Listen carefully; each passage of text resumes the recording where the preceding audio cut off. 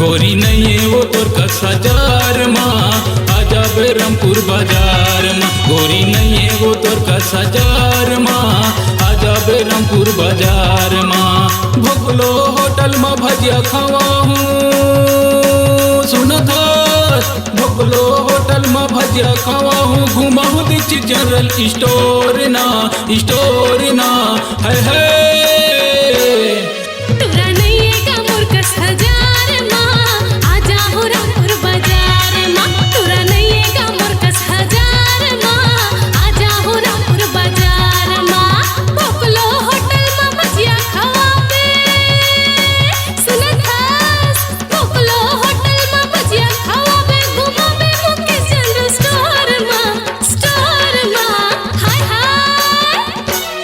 गोरी नहीं है वो तोर कस हजार माँ आजा बेरमपुर बाजार माँ। तोरा नहीं है का मोर कस हजार माँ आजा हो रामपुर बाजार माँ।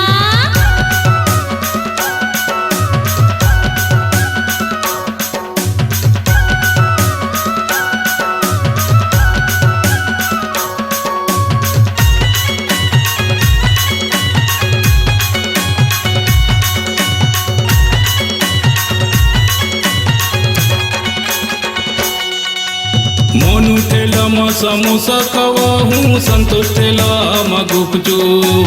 हिंद बूटे हाउस में सैंडल ले दे हूँ, लखन कलात में सूट बूट।